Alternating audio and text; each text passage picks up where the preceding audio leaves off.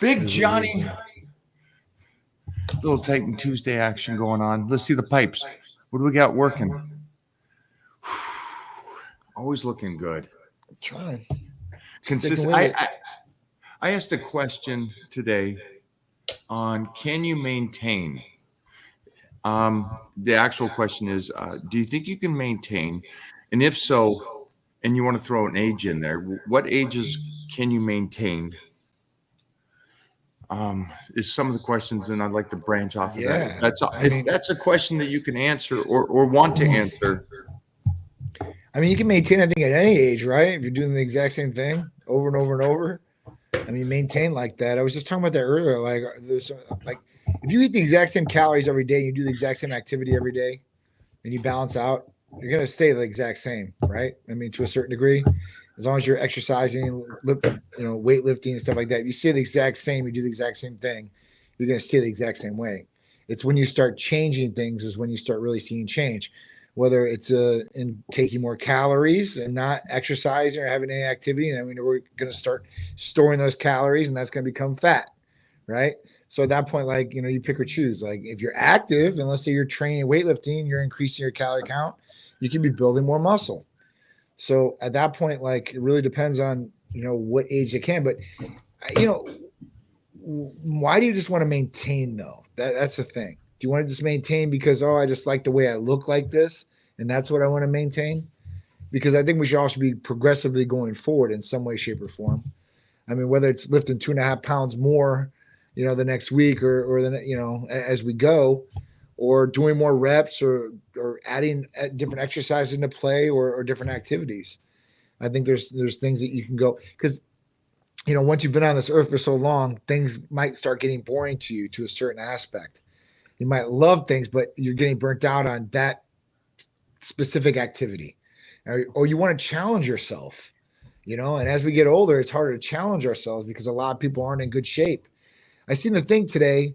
I don't know if you've seen this. It was a thing. It was an article basically saying that by 2030, a fit body will be worth $1 million or the equivalent of a rare Rolex. Think about that. By 2030, they say in the next 2 years will be 80% to 90%, depending on how fast it goes, overweight and obesity. What do you think about that? Just so I understand, you're saying that $1 million, it's worth $1 million because you're not paying for illnesses and stuff, or what does that mean? No, it's that rare. Oh, I got you. It's going to be that rare to have a fit body by 2030. Oh, we were talking about today with the VR. Yeah, with the VR. Okay, so that's ironic that we talked about that. Let me couple things. One is it's an interesting. It's maintaining to me. Maybe we're moving into.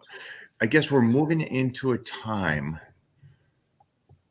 because my belief was that it's hard to maintain because we're aging. So no matter what you do, you have to be trying to get better, or you're going backwards. Is my thought. But I think we're in a day and age where like Titan Medical is around to where it gets to, if anything is lowering or things are going off, Titan Medical can help you keep it there, which would help you maintain that goal of whatever it is. Because my statement was like, can you maintain the body fat where you want it and the muscle mass where you want it? Right. And it's funny now. There's finally enough research and stuff that all these people that says no matter what you lose muscle, no matter what you fade away. It's like, well, no, that's not true. You can take in half the amount of protein and still retain the muscle. Absolutely. So it's you're right. I don't know about maintaining. I don't know where we are yet, but it seems as though with something like Titan Medical, it's probably more for me to understand that it can happen now. Yep. I mean, listen, it's definitely a lot easier to maintain or slow down the clock, as I like to say. Yeah. Because that's what we want to do. We essentially want to slow down the clock with aging. And that's, physically, mentally, the whole thing. So At that point, like we call it manage the decline. Yes, that's Manage good, the decline, right? right? So yeah, if we're managing this decline, we're being preventative in some ways, or we're trying to make sure that we don't decline in some of these different ways, like bone density or muscle mass or all these different things that happen as we age. So at that point, like being able to look at certain hormones per se and dialing those hormones in that might become deficient or out of balance that may be causing some of these issues down the road. That's one way to slow things down. To make sure your IGF-1 level is good and a good level, that's another way to slow things down too as well. And then obviously taking care of yourself, eating, drinking, sleeping, doing activity, obviously those essentials along with it. But yeah, there's definitely something that you can do for yourself, no matter who you are, to start slowing down that clock and start aging gracefully, I guess. And that's what we want to do, right? I think this is like the most perfect time to do that because of what's available now and what you guys are doing, but just what health is doing and the understanding of health. If you find the right research and understand nutrition is medicine, if you're one of those people, I think you could really slow it down and really change things. And you could be that, Brad Pitt at 60, still doing what he does, looking like he does. It's incredible. It's amazing. Yeah. Jumping forward to your statement about the in-shape body, I think we saw something. We talked about it a month ago, if I'm correct, that there is. I think it's like is it 5% that you're going to be this tall, this in shape, making this kind of money? It's like such a small percentage. Yes. And then that clarifies what you just said is the fact that it will be as rare, the in shape. That's ridiculous. Yeah. I mean, because think about it. Anybody can get in shape. It doesn't matter how much money you have. It doesn't matter. I mean, your disability maybe, but if you don't have any disabilities, you don't have no excuses. I mean, you literally could get in shape if you wanted to, and it does not cost anything to do. Like it doesn't mean you have to be jacked up. You can just be in shape. That means just lean, maybe a 6-pack, nice lean muscle on you. And at that point, it's crazy to even think this. It's crazy to even think like back when I was a kid. Like I remember, and I told my son this. I'm like, it's crazy because I asked him. I said, how many in your class are like? He's like, pretty much the whole class are overweight and obese. So at that point, he's like, there's not too many fit people. He's like, there's one basketball player. Yeah, he's fit, but pretty much the whole class is just not there. So I remember looking around class, like when I was little, and I started thinking back about it. I'm like, man, like there was only like one in my class that was overweight. And that guy got picked on for being the overweight kid. All the other kids were not overweight at all. I mean, so it's just crazy how it's just came to this point where everybody, a majority of people, and you see it when you go out. That's the biggest thing.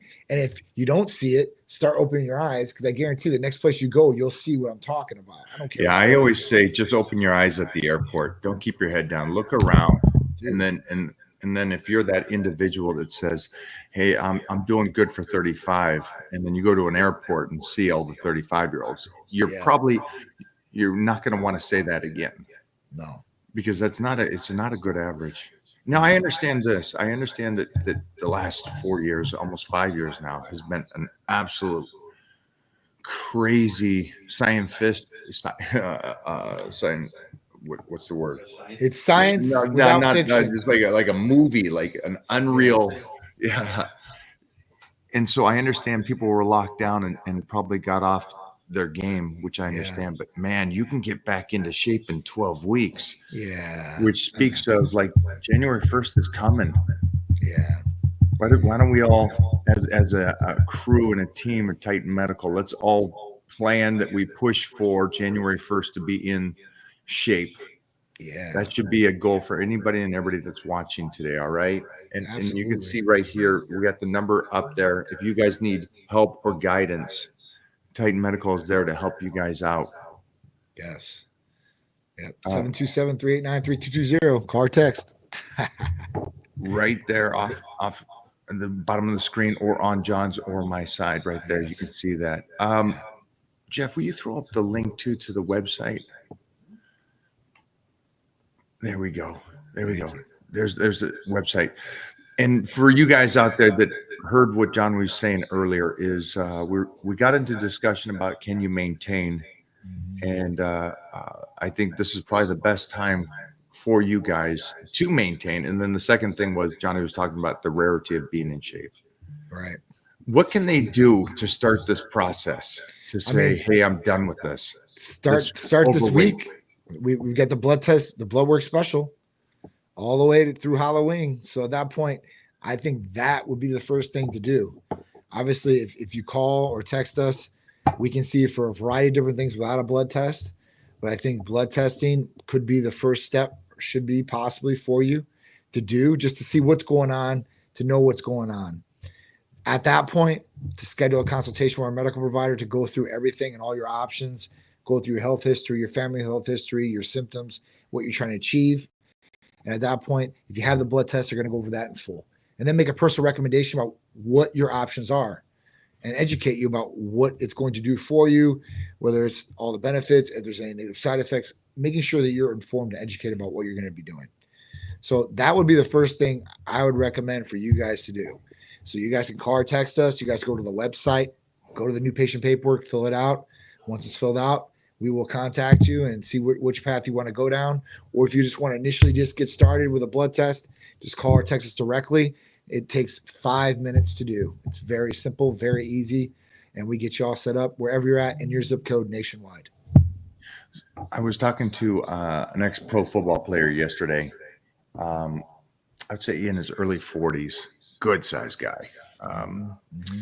Played D-line. He's about, I would say, Mike's about, what do you think, 6'4", 6'5"? Mike, on the incline, when we went back at the end of the workout, Mike used to play, he was a D-line. Yeah. Good sized guy, right? Yeah, he's 315, carries it well. Yeah, so I think he's definitely 6'5", 6'6". Wow. Early 40s, about 315, but carries it well. But he and I agreed that I thought a good weight for him would be 250.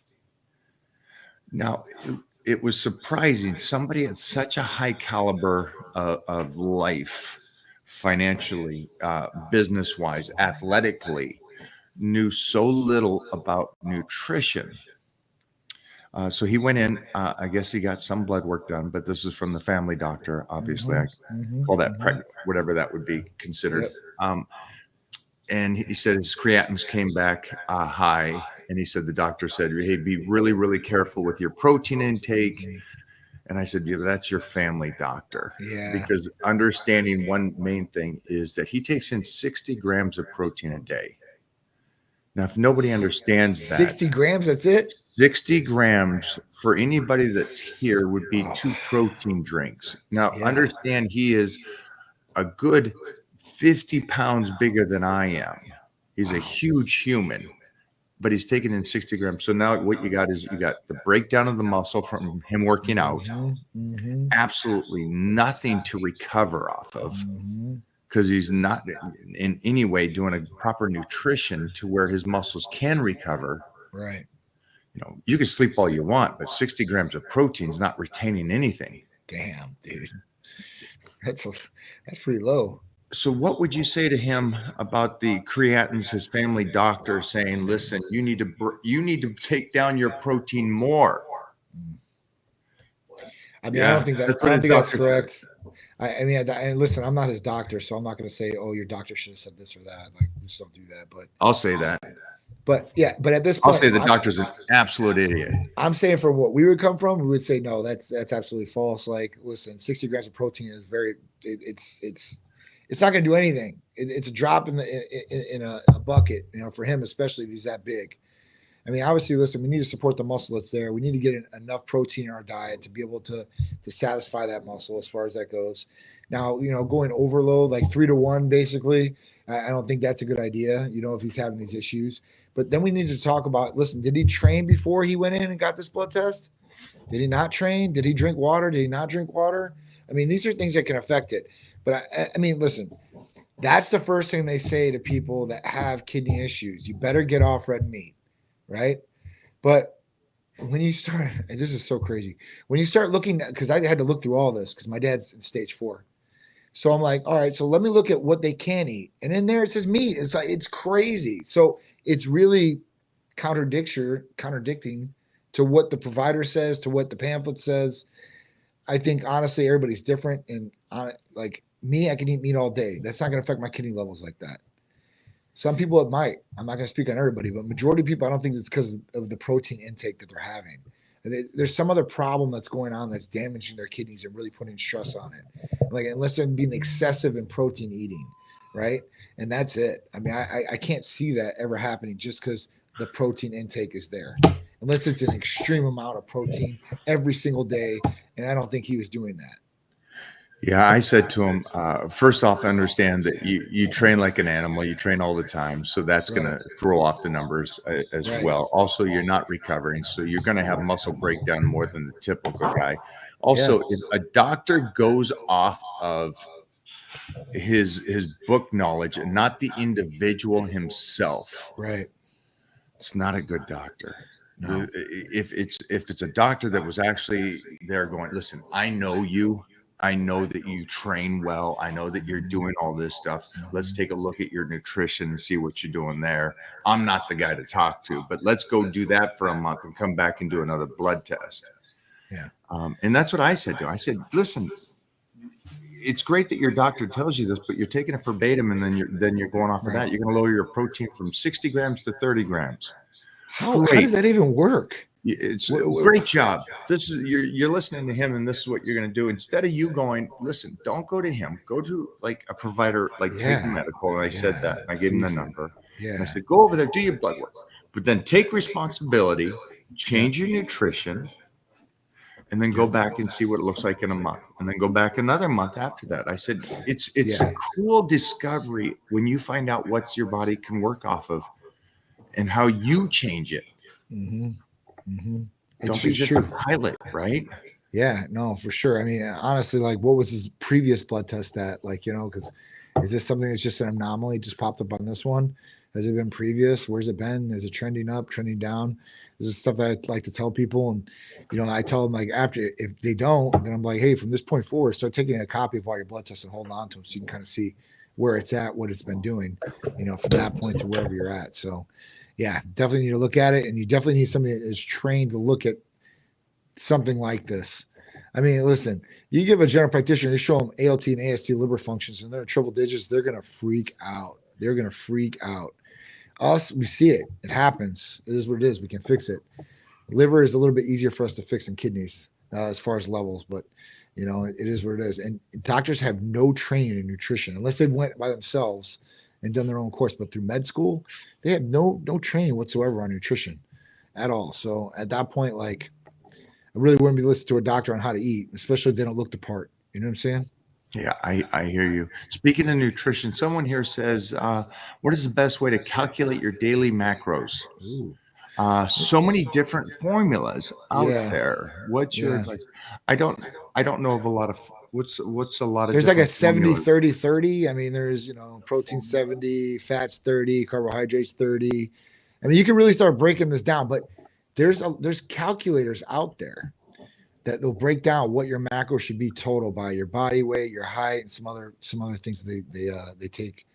That's pretty cool. There's also some really good apps that you can scan anything, whether it's a McDonald's hamburger or a regular chicken breast that you got from Publix, and it'll give you kind of what those are. So that's the best way that I tell people to do it. I kind of know what mine are, and just eat that every single day. I mean, that's the easiest way, right? Simple and easy. Yeah, I think it goes back to, we've talked about this a few times, but you just take your body weight, what your goal should be. I guess you would be like, let's say you want to be 200 pounds. So I just take in 200 grams of protein. I would make sure that your fats are in a good range, that you're healthy fats, and then your carbohydrates will kind of go off of where you're at right now. A lot of programs or computers would tell you to take in like 250 or 300, but unfortunately, I don't know how you set up your body if you've ran away from carbohydrates or how your body functions with carbs. Yeah. I would just keep it low at first and see how you function, and then keep moving it up as best you can, Yep. It's about depending on your progressive age. overload, progressive loading at that point. Same thing. Yeah. See how it Pretty works. simple. And then just keep a track on it and make sure that you can keep ahead of the body plateauing. Be great. All right. Then we got, is water depleting the best way to make your abs pop? You think? Yeah, I think so. Yeah, a combination of that with make sure that your sodium prior to when you do manipulate the water is up, and then pull it away as you come down. But you gotta have abs. Yes, having abs. But I'm thinking this kid right here, he's got some sick abs. But yeah, I would just manipulate it. Your body changes off of manipulation. You want to get bigger? Yeah. More calories, manipulate it to feed and eat more and get stronger. Yep. So true. Or Definitely do what true. I mean, Johnny does. Johnny is on point 24/7. Yeah. I've never depleted my water like that at all. I think You the don't only need time, to. You got great abs. you know, I haven't depleted like that. I think I didn't take enough water, and I don't like go crazy on sodium. But yeah, I mean, there's been days, before, I would say a couple of years ago, some of the old school tricks from back in the day when they used to introduce alcohol, and they would do 1 or 2 shots the night before, Yeah. and they come up and then be a little bit more peeled. I've done that before. I thought it worked all right. But I don't know. I stay consistent. I guess not drinking water would probably be better in uploading the sodium, like you're saying. I'm gonna try that. I've never tried it before. Well, you still drink water, but it's the manipulation and the percentage of. I want to do this one time with you, just to see just how it would affect me or how it would look. A little dry out. Little dry out. I might as well try to do it. I've never officially done a dry out. I just do consistently the same things over, and I'm maintaining. You're doing it right, brother. You're doing it right. I know that Drew always looks like he's drying out. He always looks incredible. He does. He's always on point too, for sure. All right. So feeling like I haven't had the motivation like I used to in the gym. I'm 35. What are some tricks to stay motivated? Thanks, Mike. So you want to go and I'll go?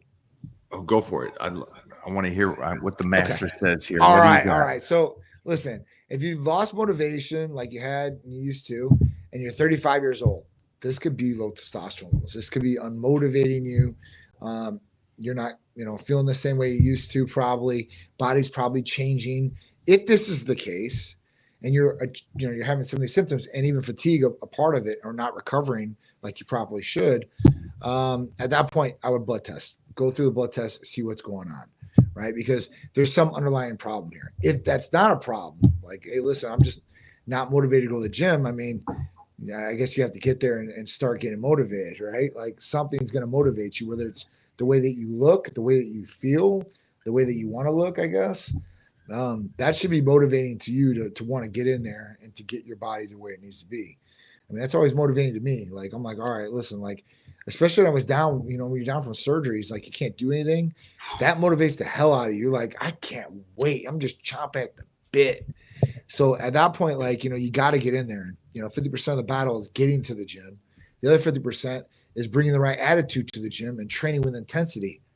Not just going and walking through and going through the routine. And you can have the best routine in the world. Mike might write you the best routine in the world. If you're not bringing the intensity when you go there, you're not going to be getting what you want. So, it's not a chore. It's a pleasure, right? At that point, you should be in there and want to do it because ultimately it is affecting you. I say this to Sharice or Peter or whatever when they're training. I'm like, this ain't for me. This is for you. Like, you're getting the ultimate benefit out of this, not me. Like, I could care less. Like, I just want you to be healthy and be strong. But at that point, like, that's what I think a lot of people miss. A lot of people are scared to go there. They don't want to be around people that might be fit per se, or they're embarrassed the way they look or whatever it may be. But I see a lot of people in there really pushing it. I know January we're gonna have a ton of people pushing it, right? But before that those are the true real deal people. Like if they start before that and they start working at it, by January you're gonna have be so many light years ahead of those people that that you see every day in the and at that point that's the way to be. I think that's the way it motivates. Um, for me, there's just not enough gratitude in your life. You're 35.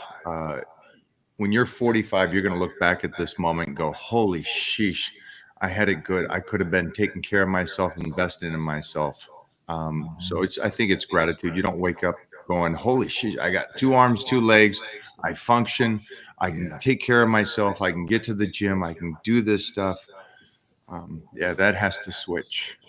Yeah, 'cause Definitely. like Johnny says, it's not motivation. You need some kind of like, holy sheesh, I got one life.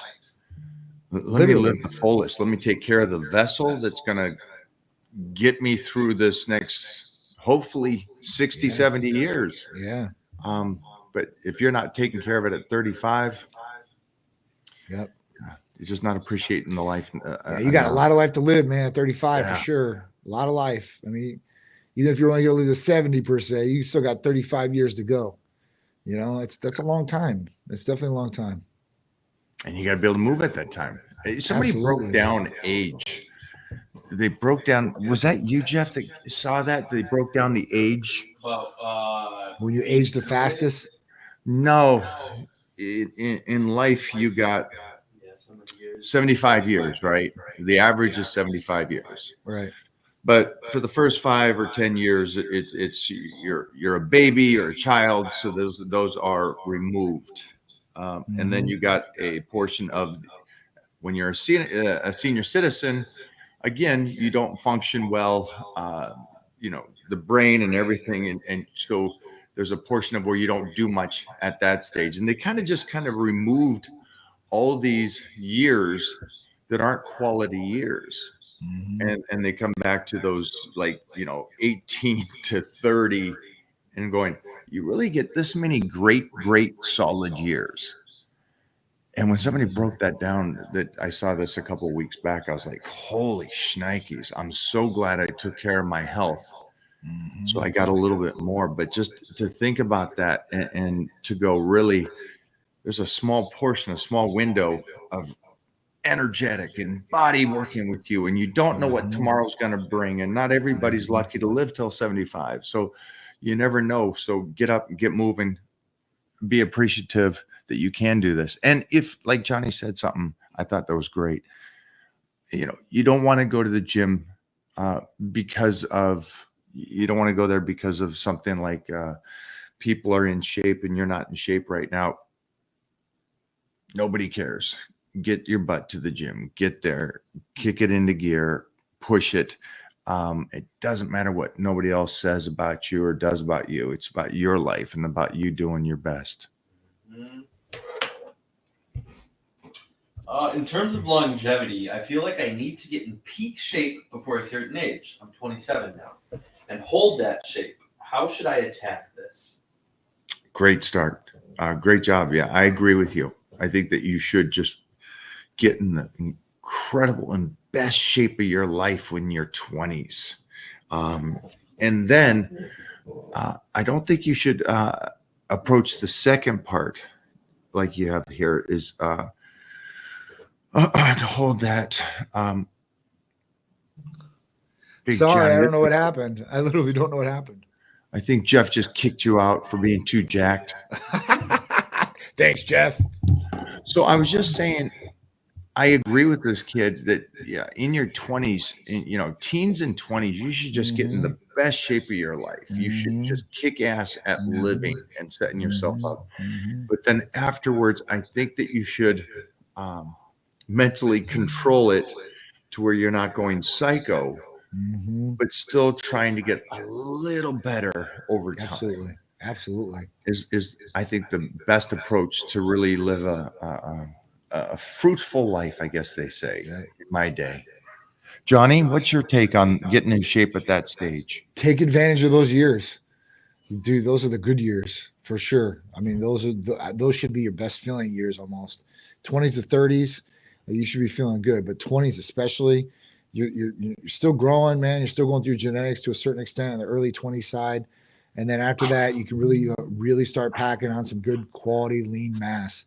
And over time, like Mike said, don't go crazy.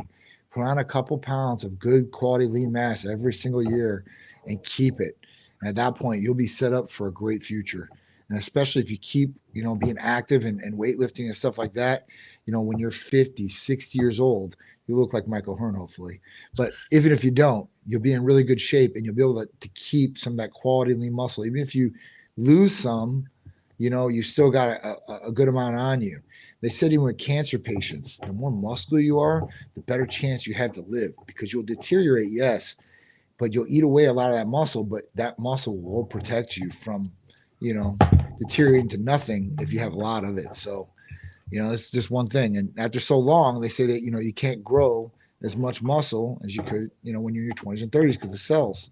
So at that point, you're not going to have as many and they're not going to be able to grow like that. So unless you're taking different things, that could happen. But other than that, man, you have to jump on it early, and be cautious of what you're doing. That's the other side, flip side of it.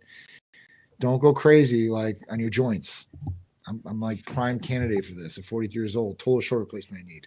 Don't do that, because in your 20s, you're like, oh man, everything's going to feel great. You recover, but I'm telling you, you start abusing into your 20s, into your 30s, in your 40s, you're going to start feeling it and really paying the price from there and on out. Yeah, I agree with you. And we were talking about that again today. We were talking about because we were training with a 20-year-old, and I just said, take your time on the warm-ups. Even though we were training together, he didn't notice the warm-ups I was doing relative to him. And again, I fully understand 20, and I fully understand waking up like you could jump on the wrestling mat without stretching and go. Right. Trust me, I was that kid. I would warm up on squats with 225 or 245 because we used hundreds, and 245 on deadlifts just from the start. Didn't warm up with anything less than that. So I understand being that young kid and stuff, but I think warm-ups are a great thing. And so just going back to the youngster, be smart, train smart. Yep. Eat good. I'm 51, female with RA. Will weightlifting help strengthen my bones? I've already lost 30 pounds and feel great. Just want to tone up and feel stronger. So yeah, absolutely. Weightlifting is definitely going to help strengthen things. And then I guess check your hormones, make sure those are good. Yeah. RA is rheumatoid arthritis. So at that point, that sucks. But the best way you can get around some of that is like, anti-inflammation. And I'm not talking about like NSAIDs, but like glutathione's a really good one for rheumatoid arthritis. That's another good one you can use. Nice job. TB and BPC as far as inflammation from the RA, that could pretty much help. I know my dad's got it, so that's what he uses. And you've already lost 30 pounds, man. That's awesome. So at that point, you're well on your way. Maybe there's some more improvements you can do, and maybe you can start expediting a little bit more weight loss to get to whatever your goal is. Yeah, and 51's a great age. I know of a 70-year-old powerlifting woman, a 80-year-old powerlifting woman, and she doubled her bone density, and she didn't start lifting until she was 56. Wow. It's cool to see, but you want to have some fun, go on the internet and just type in weightlifting for women over 50. And you're going to see some incredible studies and write-ups talking about that's the number one thing for you to do for bone density. And so, again, I know that the arthritis is a pain in the butt, but movement is the best thing for arthritis. Mm-hmm. Definitely. It really is. It's like a car. You want to keep it active and moving. So one guy in here said, all this one. Oh, wait, here's another one. You got one? Go ahead. 25 years old, 5'11", 180 pounds, 21% body fat. Goal is 205 to 210, 12 to 15% body fat. What's the ideal nutrition path to get to this goal? Okay. So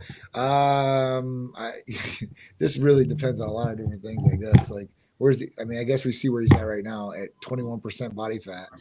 So what do we need to do here? We want to get up in weight and we want to lose body fat.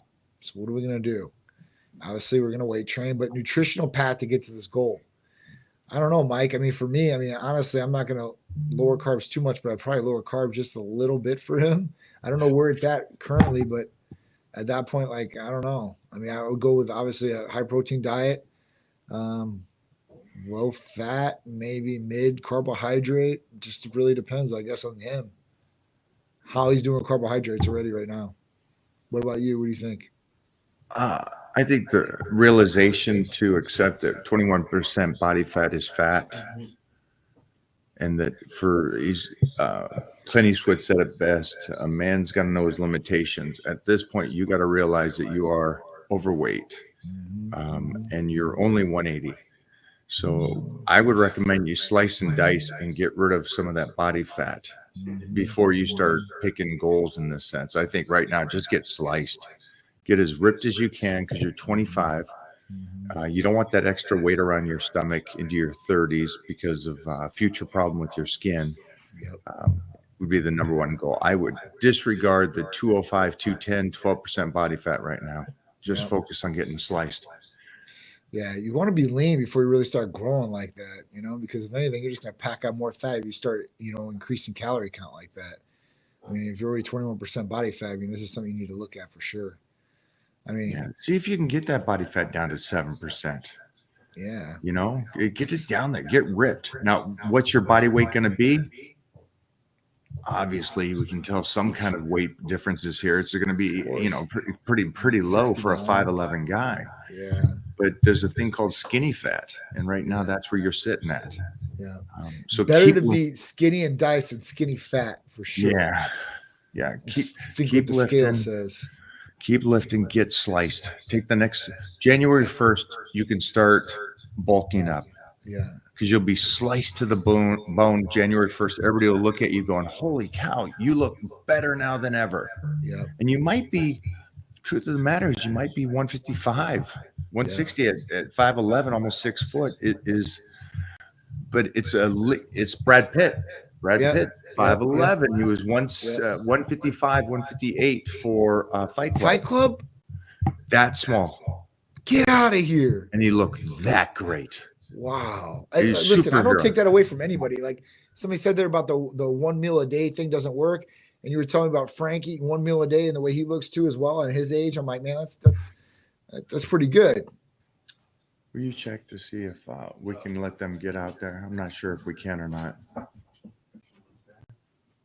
don't know if they're still here. Let's see what we got here. Have any tips on how to get back from Achilles rupture as an athlete? TB 500, BPC 157 for sure. That would be your only ticket. Other than that, you know, maybe IGF-1. You can utilize that along with BPC and TB 500 to hopefully, you know, and then you're going to have a hell of a lot of rehabilitation, man. I mean, for sure. Talk about that, the emotional part, because physically, Johnny can get you there to be healed and stronger than ever. Yep. The emotional part, obviously, you gotta be strong-minded for sure. Yeah, make sure that your T level is good. Make sure it's healthy. Make sure you're in the right position, because we were just talking to a youngster a couple weeks back, Johnny and I, and he felt like his life was over because he was injured, and the guy wasn't even 20 years old. Yep. So make sure that everything's working fine. Make sure the body's working fine. But Johnny kicked it out of the park. The TB, BPC, maybe some IGF-1, add in there, you'd be good to go. What's another one that you see, Johnny? You got better eyesight than I. Best way to lose belly fat and gain muscle. I have a little bit of belly fat and I'd like to lose, but I still want to keep building my muscle. Well, I mean, you can do testosterone. It'll, you know, start taking out that belly fat, but obviously, listen, with this, you're obviously going to want to weight lift, and you're going to want to start looking at the nutrition, because I don't know what the nutrition looks like, but that would be your best bet for a recomposition type play to build lean muscle, maybe get rid of some of the belly fat if that's the only thing you have. Now, if you just have belly fat, this could be a problem with your hormones too as well. There could be something that's off, and that's what's causing the belly fat to be there. It happens on females, happens on guys, same thing. So at that point, I would say, listen, maybe get your blood checked, see where those levels are at. Maybe something's off, because that could be easily taken care of, and that could probably, hopefully, solve the problem. And if you are changing the lifestyle and doing the other things, then you can be well on your way to get less belly fat and gain lean muscle. Yeah, the only thing I'd add on there is most people have to stop the twofold. Do the one thing, take care of the one problem, then move on. And just like the kid before this was, he's 21% body fat and wants to be 30 pounds heavier, but with less body fat. You're trying too many things. It takes time, and it takes such dedication to change one way. You're trying to do two ways. It's like, and so the same thing here. If you got some belly fat, get rid of the belly fat, retain your muscle. And then after you get that belly fat off, then you can start building again. But if you're trying to do two folds, you're not going to change. You're trying to take in enough calories that you can build muscle, but you want to lose the weight. Johnny said some great points. You know, you can start the testosterone, bump up the IGF and those things, and the AOD. Yeah, AOD is all another those good things. one. And maybe you're not training hard enough that the extra calories may help you. But I would just be smart about just take care of the one aspect at times, because it's quicker too. Yeah. Mostly with what Johnny just said, you do that for 8 weeks, I'll guarantee that lower abs are sliced. Oh yeah, for sure. You're a different beast. And then at that point, you'd be like so hyped up going, wow, Johnny, what else can I do now to go the other way? Yeah. I mean, that's how it is, man. You accomplish one goal, one mission, go on to the next one for sure. Let me see if go further on that, because of the fact that I don't think people realize when the body is working with you, how fast it can change. Yeah, I mean, the best example I give to people is like a race car or your regular car. If something's off in that, it's not going to go its best lap. It's not going to run like it should. And the body's the exact same way. And if everything is working in a harmonic balance and working together like it should and optimized, you're going to get the best result. Your metabolism is going to be working the best it can. Mind's going to be working. The body in general is just going to be where it should be, optimally working at those levels.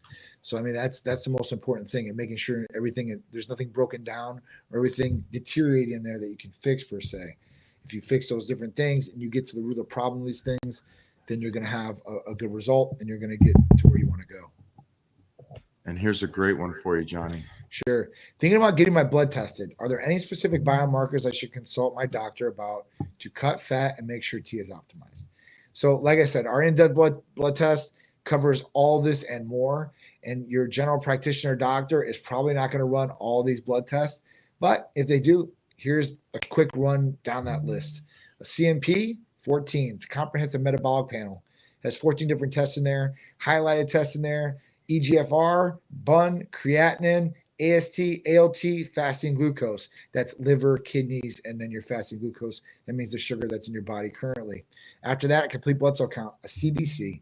That's going to do white blood cell count, red blood cell count, hemoglobin, hematocrit. You want to check those levels, especially if you're on testosterone, to make sure they're okay. White blood cell count is going to check if there's infection, non-infection, or so on. After that, we want to go down that list. If you're a guy, we're going to test PSA. At that point, that's going to be for your prostate. We're going to see where your prostate's at. This is very important, especially for guys, no matter what age you are, from 20 on up, because prostate cancer is on the rise. Young people are getting prostate cancer. Old people are obviously getting prostate cancer. And we want to catch this, if we can, in the earlier stages, if any. So at that point, when you blood test, we'll see where that level's at. And if that level does come back at a certain range, then we know that, listen, you might need to go see a specialist about that. After that, we want to do a full cholesterol panel, right? Total cholesterol, triglycerides, HDL, good cholesterol, LDL, bad cholesterol ratio. After that, we're going to go into a full thyroid, TSH, thyroid stimulating hormone, T3, T4. After that, we're going to get the free and total testosterone levels. Then we want progesterone. Then we want IGF-1 levels, and we want B12 levels. And that's just your general in-depth blood test for a male for $130 nationwide, wherever you're at. So I don't even think it'd be worth your wait to pay the copay, to go into the doctor, to get the slip, So there's go my back question. to the lab, Yeah. come So back in, pay another copay, how much get those do you results, want me which to might pay take weeks, and for then that blood work? you might not even get what you want. So at that point, Okay. I would just go through us. It'd be a lot easier, a lot smoother, and a lot more simplified. I'm not sure Mona handles the doctor. So it would be the copay, or or you would have to pay for it outright. Yes. So you I go was in just there. talking to her, Yeah. and this guy seems like he wants to go through his doctor, Yes. and Well, I a lot of don't people- think his doctor will do all that. So a lot of people want to use their insurance because they pay for insurance, right? Or Right. the company provides great insurance. Okay. Why pay if I have insurance? Okay, so that's a great question. The reason you're paying, because one, if someone does come back on that blood test that's wrong, now it's on your permanent record. With Titan, that's not going to happen. Two, you're going to be able to get the blood test a lot quicker and the results expedite a lot faster. That means you get the slip, you go and get your blood checked. We have it in 3 to 4 business days instead of weeks in between, because possible appointment times and all that other good stuff. The co-payments, you're probably going to pay your co-payments. Some people don't, most people Right. do. And even for the blood testing and things that go on, they have a deductible that they have to pay for first before the insurance starts picking up some of Right. these things. Then, can your provider run these tests? Well, the real person that decides that is the insurance company, not the provider, because the insurance company. When it say that decides- again, your provider decides, not your doctor. No. So your insurance company decides what tests are going to be covered by what the provider gives them as far as an ICD-10 code. That's an insurance code they do for billing. Now, when the insurance company gets that code and they see what they wanted, they'll look at it and be like, all right, this is okay. Or, you know what? We don't think this is valid. Now we're going to push this back. So when they push it back, it doesn't go to the provider and for, oh, I have to pay for this. It gets pushed back onto the patient. And then they have to pay the full cost of that blood test, which is not discounted. It's very expensive. That could be a couple $100 just for one little test. Wow. So these are just some of the different things of the reason why you don't go through insurance for some of these different things. Now, listen, if you're sick, you got a problem like that, go to your general practitioner. And they can run a CBC on for you, and that's going to get covered by insurance, and it's going to tell you if you have infection or non-infection. Certain things use your insurance for, but there's certain things that probably not going to be the best way to do things.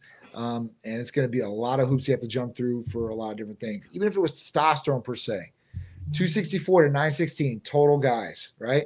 So at 265, you come back and you're normal, but you're at the bottom of the barrel. You're 1 point above the low deficient range.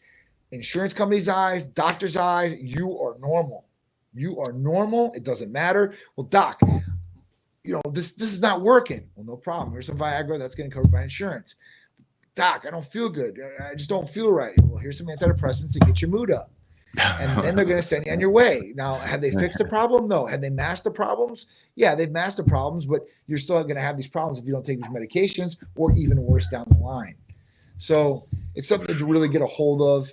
It's not worth taking the shortcut route, I guess, in any of these ways, because obviously, listen, this is your body that's going to affect in the long run. You want to do the best for yourself you possibly can. And if you don't, I feel sorry for you. You really should. If you don't feel like that, I think you should really reevaluate yourself and give yourself a little bit more kudos to be a better, to be a better you. Johnny crushing it, man. Get to your game, Captain. Sorry, guys. I appreciate it. Thanks Thank for you so hanging, much. Johnny. Thank you guys so much. I appreciate it. I'll see you guys next Tuesday. Absolute, brother. All right, I'll talk to you later, though. Johnny crushing it like always. I'm gonna go in. I have my yearly check tomorrow, right? So I'm curious. It's my yearly check with the doctor, and I'm curious on what they do besides. I'll guarantee they'll, check my blood pressure, listen to my heart for a second or something. But I'm curious to see what they'll do. I'll let you guys know later this week on if they do any blood work or anything like that, because I'm just curious on what a provider or your family doctor actually does on that yearly checkup. Do you remember last year? They do nothing. They do nothing, right? You go in, How you feel? Good. They check Okay. your heartbeat and the pulse, and then like, okay, you're alive, go home. Blood pressure. There you Little go. blood pressure. Check Nice. your Yeah. Okay. Like you said. All right, guys. Peace out, guys. Peace.